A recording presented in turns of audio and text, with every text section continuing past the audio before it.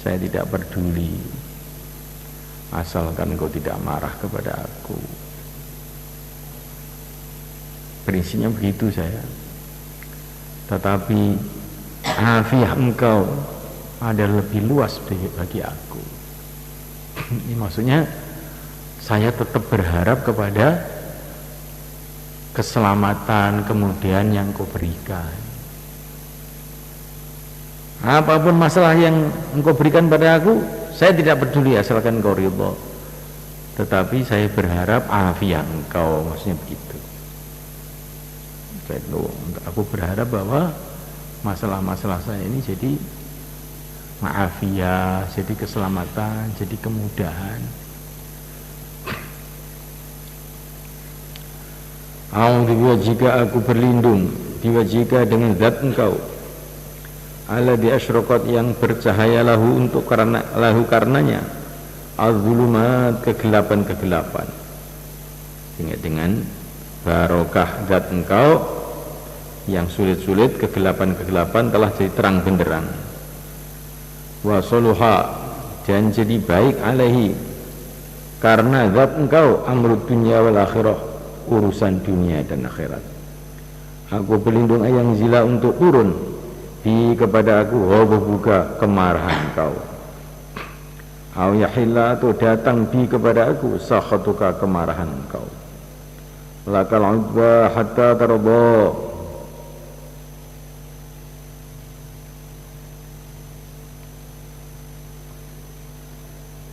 Lakal udba bagi engkau al-udba kembali kepada perkara yang engkau sukai. Ya kalau udba itu maksudnya terserah engkau, apa yang engkau suka buatlah gitu loh. Kalau udba itu maksudnya begitu. Apa yang engkau suka buatlah ya Allah. Hatta tarda hingga engkau ridha. Wala quwwata illa billah.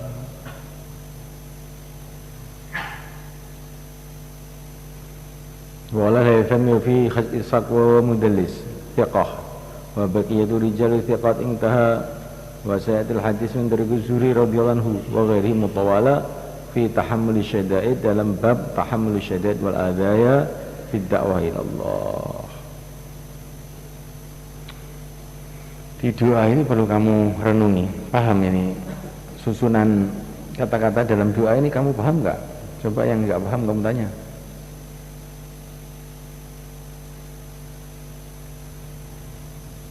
Ini susunannya ini karena tidak ada susunan begini dalam bahasa kita, sehingga perlu kamu renungi apa maksudnya susunan ini.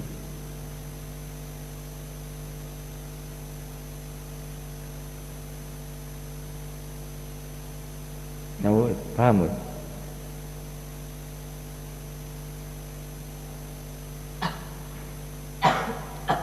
Ini bagus kalau kamu sebelum ngaji Hayatus Sahabat kamu renungi dulu, terus apa ada ganjalan nggak ini kata-kata ini, sehingga kamu itu kalau terjemah nanti di markas di daerah-daerah kamu itu ala basirah apa yang kamu baca ini.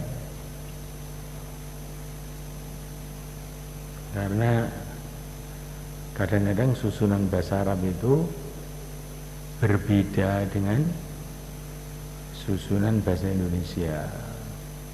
Terjemah letterleknya bisa dicari di kamus, tapi maksudnya susunan itu kadang-kadang itu nggak jelas gitu kalau diterjemah letterlek.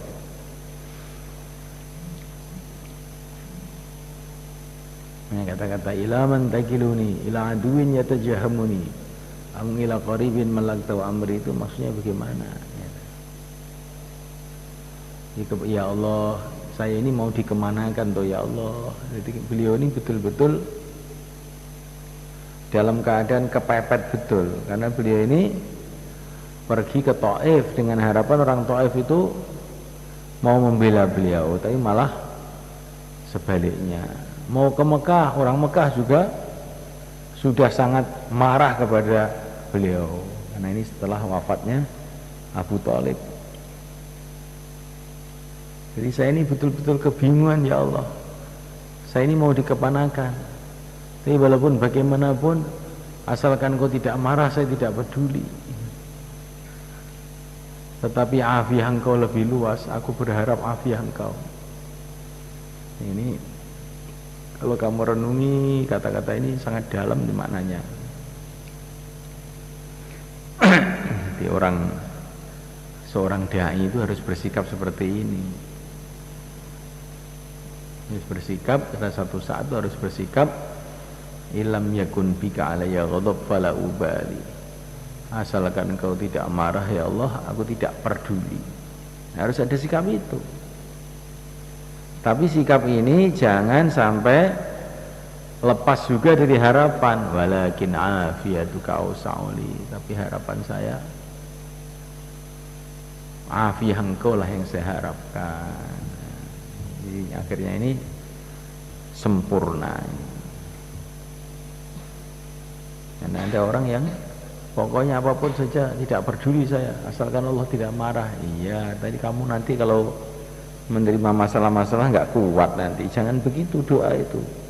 Doa itu disempurnakan. Di samping kita ini harus punya prinsip, asalkan Allah tidak marah, tidak peduli, itu harus.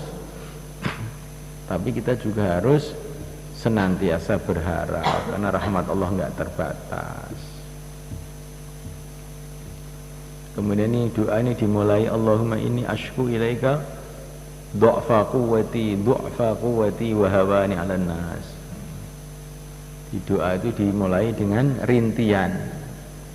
Ini dalam Quran kita banyak menemukan seperti itu. Ketika Nabi Nuh mau doa, apa? Dimulai dengan rintian. Qala Nuhu rabbi inni da'awtu qaumi lailan wa nahara falam yazidhum du'ai illa firara. Sampai akhir doa, akhirnya doanya makbul. Begitu juga Nabi Zakaria, doanya dimulai dengan rintian.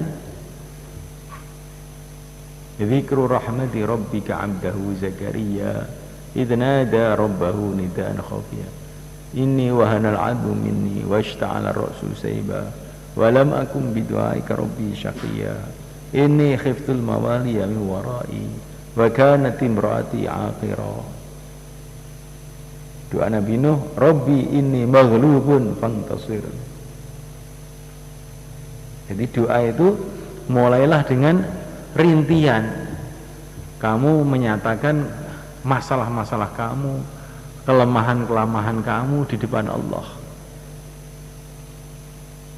Ya Allah, aku mengeluh kepada Engkau, lemah kekuatanku, aku sudah tidak mampu apa-apa untuk menghadapi masalah ini.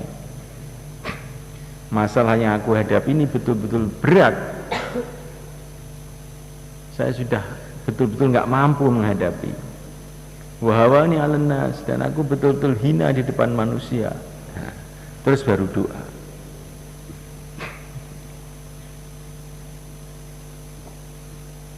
Dalam kisah Bakar itu gimana itu?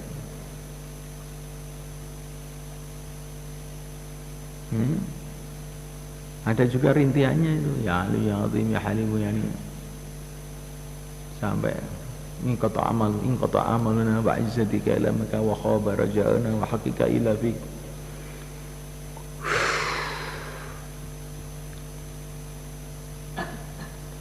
Terus tawasul dengan zat Allah. Tawasul kepada Allah dengan zat Allah. A'udzu biwajhika alladzi asyraqat lahu dhulumat wa sulhani amrud dunya wal akhirah. Dengan zat Engkau lah, dengan pertolongan Engkau lah yang gelap-gelap jadi terang, urusan dunia akhirat jadi baik. Maka aku berlindung dengan zat Engkau min ayang zila biya ghadabu. Aku berlindung dengan Engkau dari murka Engkau. Gitu. Ini tawasul dengan Allah kepada Allah. Ini seperti Allahumma inni a'udzu biridhaka min sakhatik wa bi uqubatika min wa bi mu'afatika min uqubatik wa bika minka. Allahumma inni a'udzu bi mu'afatika min uqubatik wa bi ridhaka min sakhatik wa bika minka la uhsi sana'an 'alaik anta kama athnaita 'ala nafsik. Kamu belajar ini. Ini namanya tawasul bi asma'illah wa sifatihi ilallah. Ada kadang-kadang tawasul bisolihin ilallah. Seperti Allahumma inni as'aluka bin wa tawajjahu ilaika bi nabiyyika Muhammad nabi rahmah. Ini tawasul bi rasulillah ilallah. Doa berjalan ke masjid, Allahumma inni as'aluka bi haqqis sa'ilin. Allahumma inni as'aluka bi haqqis sa'ilin wa bi haqqi mamsyaya hadhihi fa inni la amshi asharan wa la batara wa la ri'a'an nas walakin ibtigha mardatika wa ittiqa sakhatika faghfirli. Ini tawasul bi haqqis sa'ilin, tawasul bil amal. Bi haqqi mamsyaya hadhihi. Ya Allah, dengan barakahnya saya baca Yasin, barakahnya saya ngaji, terimalah doa saya. Ini namanya barakah, tawasul bil amal. Ya, harus paham ini latihan hubungan kepada Allah itu begitu itu.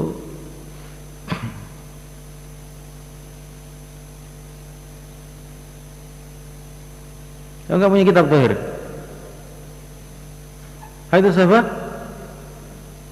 Tenggirian di?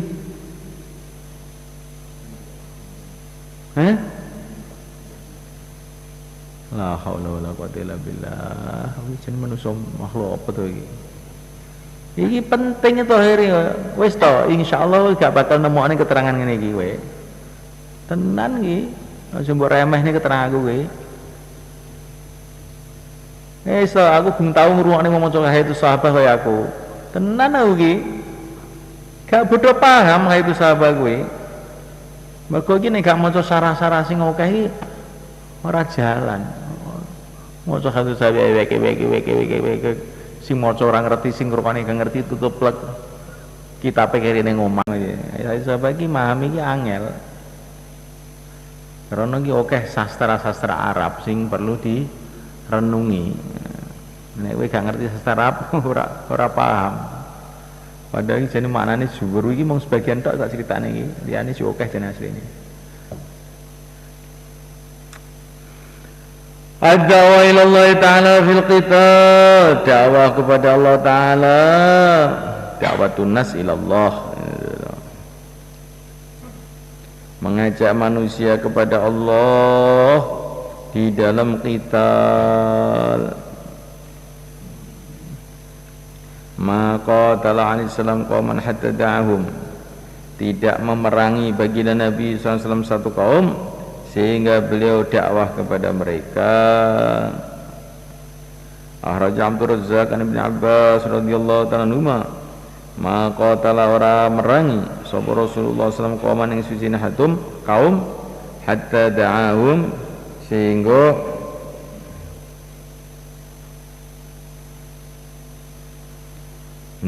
dakwai sapa kanjeng Nabi ing kaum. Wa kadzalika rawal Hakim fil Mustadrak wa qala haditsun sahihul isnad wa lam yukharrijahu. Wa rawa Ahmad fi Musnadi wa Tabarani fi Mujami kadza fi Nasbur Rayah.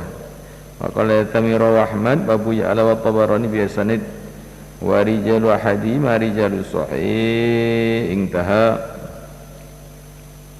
Wa raja Allah ibnu Najjar kama fi Kanzil Ummal wal Baihaqi fi Sunanihi. Ya, Nabi tidak pernah memerangi satu kaum sehingga mendakwai mereka. Bahkan dalam cerita-cerita itu Nabi itu dakwah itu di tengah-tengah pertempuran, seperti di Khaybar itu. Di sebelum perang itu dakwah dulu, terus baru perang.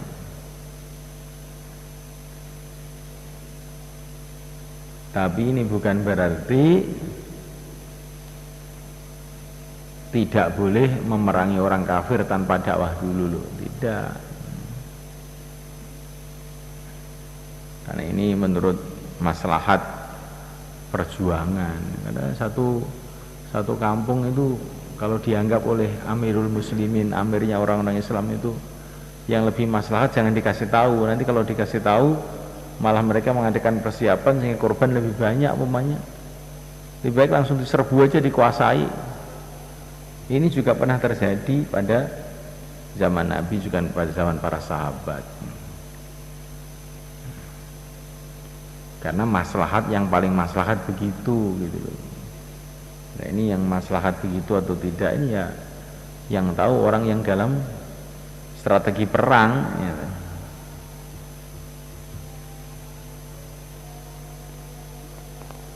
Karena dakwah pada zaman Nabi itu ada dakwah damai, ada dakwah perang. Yang bisa dengan damai ya damai, tapi yang dipertimbangkan yang paling maslahat perang ya perang.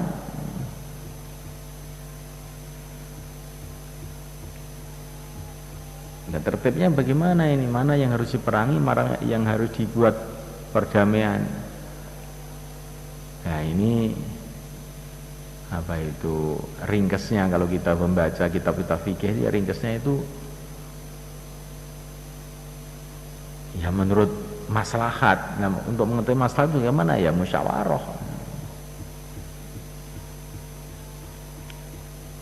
Nah, perang itu kaitannya itu ini kaitan sebuah negara gitu. Sebuah negara ini tidak bisa hanya kamu pahami daripada fikih saja, nggak bisa ini, karena ini kaitan dengan maslahat mudarat yang dihadapi oleh sebuah negara dalam menghadapi musuh-musuhnya.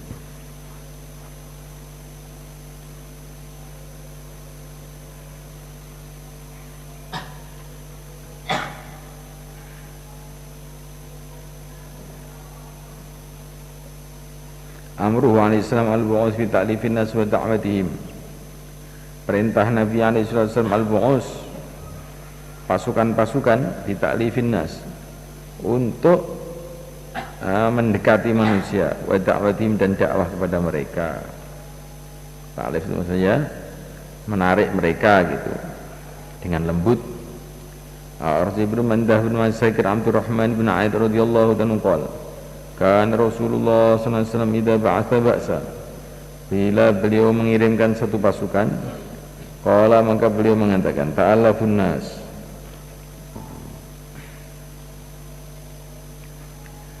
ta'allafun nas, tariklah dengan lembut manusia, wala tughiru, maksudnya orang-orang kafir, wala tughiru, janganlah kamu menyerbu alaihim atas mereka, hatta tatma'hum, sehingga engkau mendakwai mereka.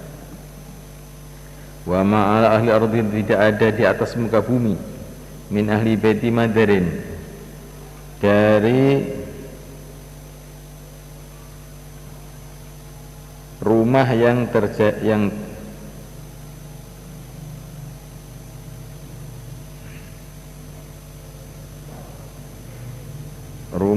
terdiri dari batu bata, min ahli baiti madarin, dari ahli rumah dari tanah, dari bata mentah, wala wabarin, dan tidak pula rumah yang dari kemah. Karena rumah-rumahnya orang Arab itu ada kalanya yang dibangun dari tanah, nah, itu rumah-rumah yang sudah dalam perkampungan, ada yang dibangun dari kemah-kemah, dari wabar, dari bulu-bulu unta, itu kemah-kemah. Itu rumah-rumahnya orang Badui yang mereka berpindah-pindah dari satu tempat ke tempat lain untuk mengembalakan unta. Maksudnya ini ya Nabi itu seluruh rumah orang-orang yang ada pada waktu itu gitu maksudnya. Ila antatuni, kecuali kamu datang kepada aku, bihim, dengan membawa mereka muslimin dalam keadaan Islam, ahabu adalah lebih menyenangkan ilayya kepada aku, lebih menyukakan ilayya kepada aku min anta'tuni binisahim, daripada engkau datang kepada aku dengan membawa wanita-wanita mereka, wa auladihim, dan anak-anak mereka, wa taqtulu rijalahum, dan engkau membunuh laki-laki mereka. Itu maksudnya Nabi ini, aku lebih senang kamu membawa orang-orang kafir itu ke sini dalam keadaan Islam daripada kamu perang, walaupun perang itu menang, sehingga wanita-wanitanya, anak-anaknya kamu tawan, kamu bawa ke sini. Ini tidak menyukakan aku, lebih senang kalau kamu bawa mereka itu ke sini dalam keadaan muslim tanpa harus terjadi pertempuran. Jadi pertempuran itu sifatnya adalah darurat, gitu loh ringkasnya itu.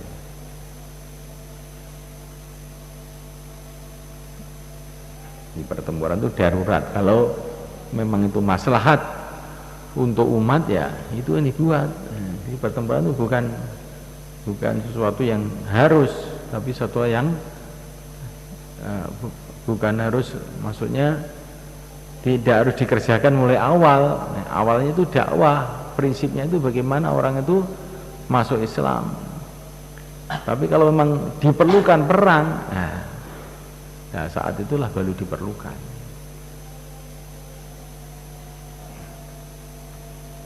Ibaratnya Nabi itu seorang dokter, kalau beliau itu ngobati dengan pakai minuman, pakai pil, pakai pijet masih bisa, ya itulah. Tapi kalau sudah tidak bisa, obat-obat dibuat, harus dibedah perutnya, ya dibedah supaya pasien selamat, harus dibedah.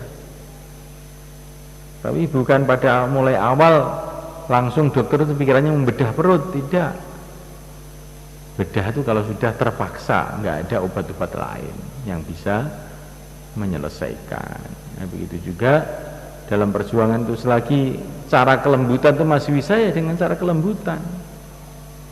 Tapi kalau kelembutan itu nggak bisa, harus cara kekerasan, ya kekerasan demi kemaslahatan umat. Tapi kekerasan itu sifatnya seperti operasi. Nah, sekarang ini banyak orang kafir itu nggak bisa kita ajak dengan cara lembut. Apa kita dengan kekerasan? Ya kita kalau mampu, iya. Kalau kita ini bisa ngoperasi dan punya alat operasi yang kira-kira hasilnya nanti bisa baik, ya operasi. Tapi kita ini loh nggak punya alat untuk operasi, bagaimana mau buat operasi? Masalahnya itu begitu itu.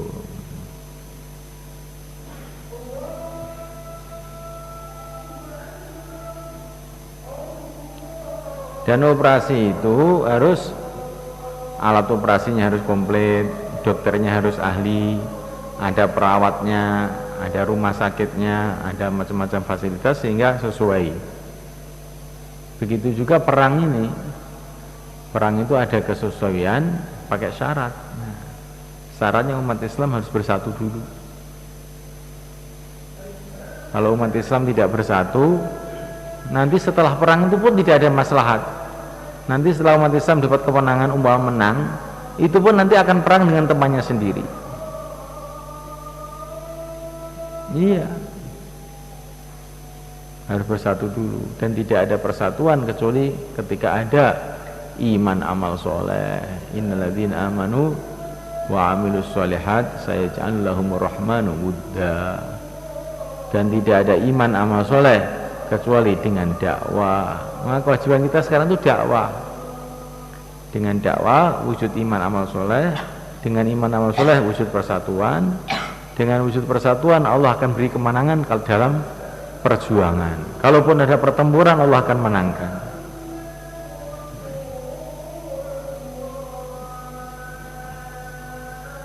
Ini dakwah ini penting. Di dakwah ini bukan istilahnya itu Kalau mau silakan, kalau tidak mau nggak apa-apa. Bukan begitu. Ini masa depan umat Islam itu dalam dakwah itu. Kalau dakwah nggak hidup, akan hancur ini umat.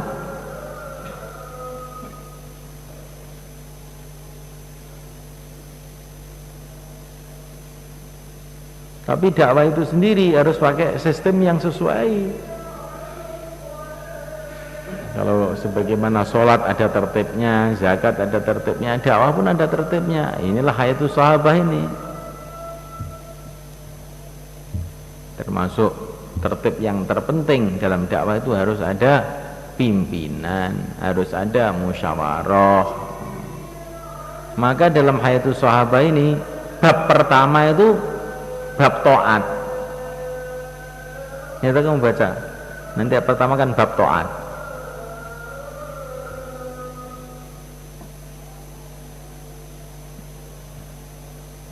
Berbeda dengan kitab-kitab hadis yang lain.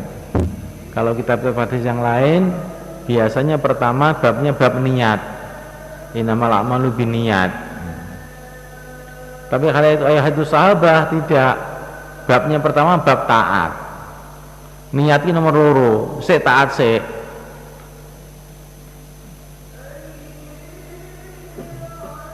Niat api kaya apa? Nek ora ning taat ora jalan. Sik taat sik. Nek taat lurus niate dilurusne. Makanya saya lihat nggak tertib. Ikhlas itu nomor 5. Ya, ikhlas itu nomor 5. Jadi sik ngamal sik. Karo diikhlas-ikhlas itu sesek ikhlas. Tapi nek sik pertama kali si diomong ikhlas gak sido ngamal lho. Nek kon ngamal alah paling ra ikhlas. Nek gak ngamal apa ikhlas? Nek gak ngamal apa ikhlas we? Wong ikhlas sing nggone ning ngamal kok gak ngamal sisan yo gak ikhlas yo gak ngamal jenenge iki.